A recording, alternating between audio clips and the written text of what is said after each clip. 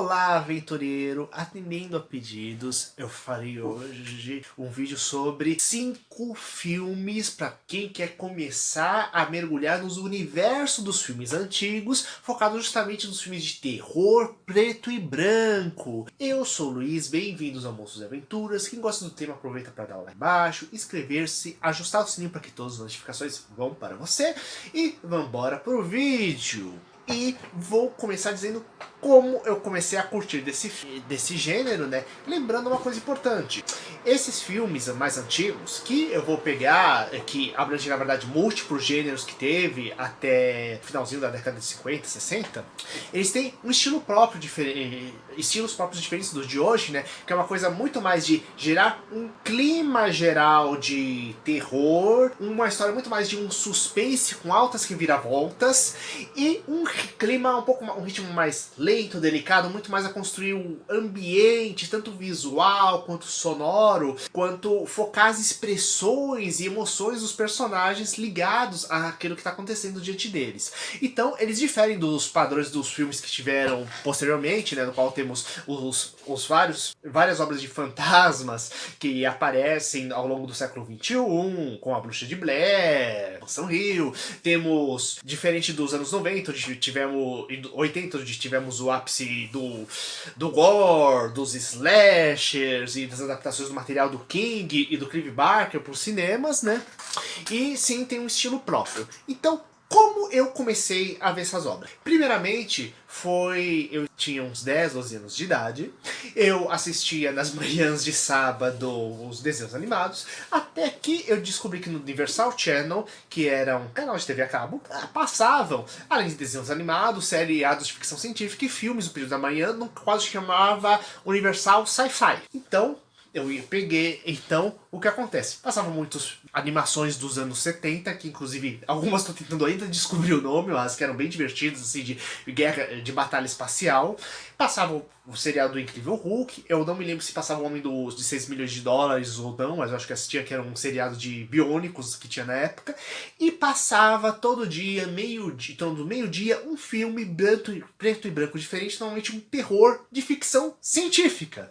Sendo que o primeiro que chegou a me marcar e me fez realmente pegar e sair todo sábado de manhã, peguei e assistir o filme, né? Pessoal, criança de manhã pegando, querendo assistir animação e tudo mais, eu pegando, querendo assistir filme de terror preto e branco antigo, né? É justamente o Retorno do Monstro da Lagoa Negra. Sim, a continuação desse filme, que eu nunca tinha assistido, só anos depois que eu fui ver o Monstro da Lagoa Negra original, e que eu curti. Inclusive, esse é aquele que eu vou recomendar. E o Retorno da Monstro da Lagoa Negra, ele é um filme completo por si só, tranquilo, no qual o pessoal voltava numa expedição na Amazônia para capturar o monstro do primeiro filme. E o que é o primeiro filme, que é justamente a obra que inspirou justamente a criação de A Forma d'Água. Esse é o Mega Box da Universal, que tem 8 filmes de terror e 8 documentários detalhando cada um dos filmes. Basicamente são 16 filmes para você curtir.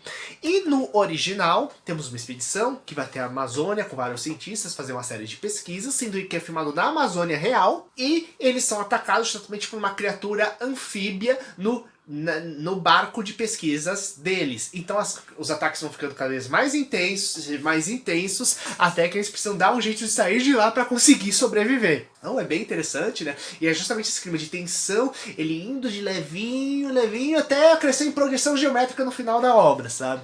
O que é bem interessante, inclusive as cenas de filmagem de embaixo d'água estão entre hoje as referências desse tipo de filmagem em filmes, para vocês terem ideia. Prosseguindo então, e dessa vez retornando um pouco mais para o passado, tem o primeiro filme de terror de longa-metragem que foi feito. E é simplesmente O Gabinete do Dr. Caligari. É um filme alemão, mudo, então você vai ter aquela musiquinha de orquestra que dá ritmo por filme no geral que vai ser tocado, e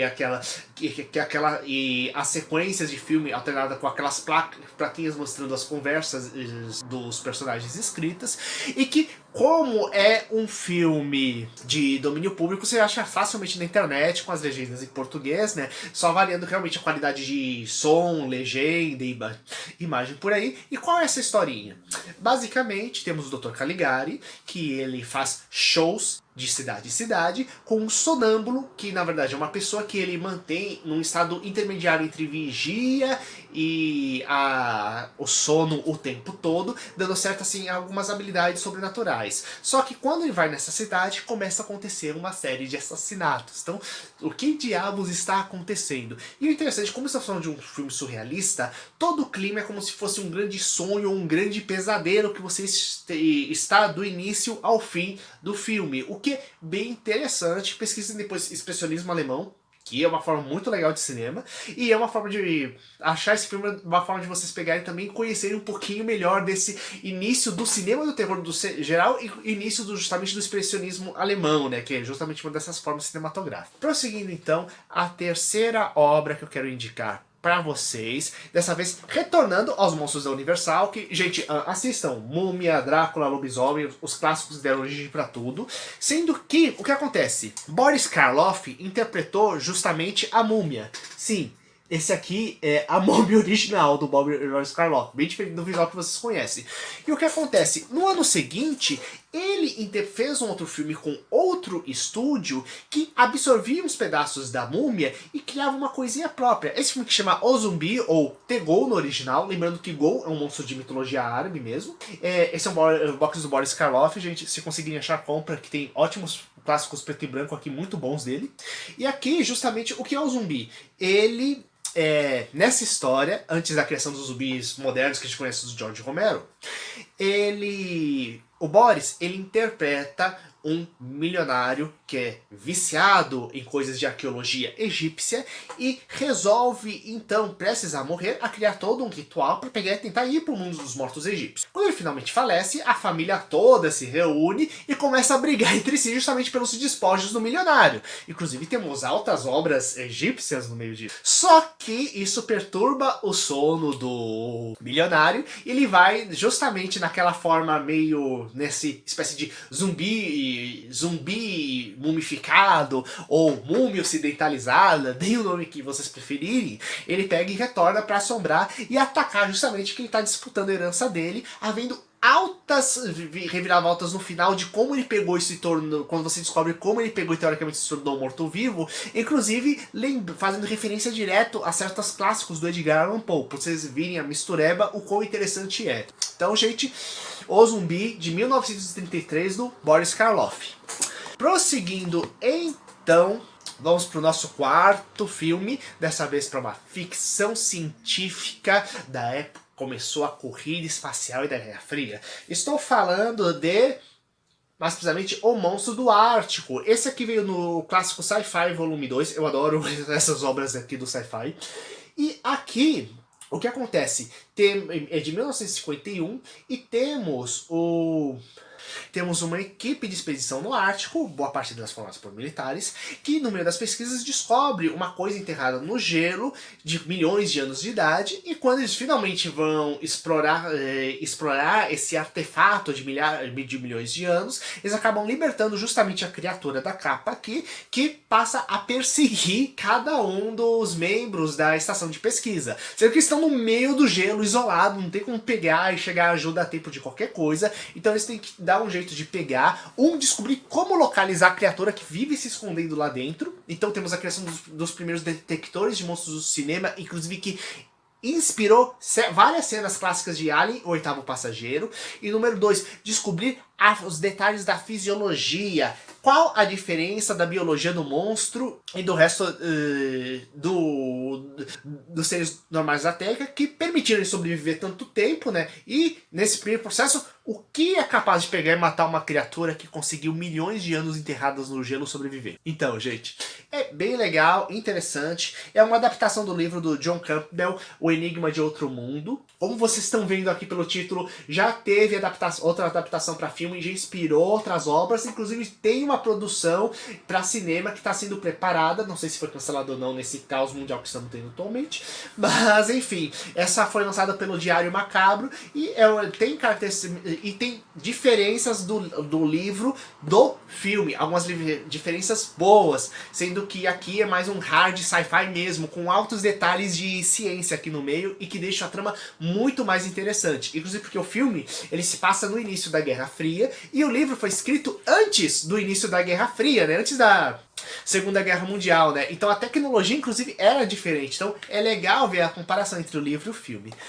Por fim, para concluir, estamos falando de muita obra americana, algumas coisas com toque em inglês, vamos falar de um filme italiano! Isso mesmo, falar de Calcique, El Monstro Imortal, do italiano Mario Bava. Procure o nome Mario Bava, que é, assim, um dos grandes mestres do horror italiano.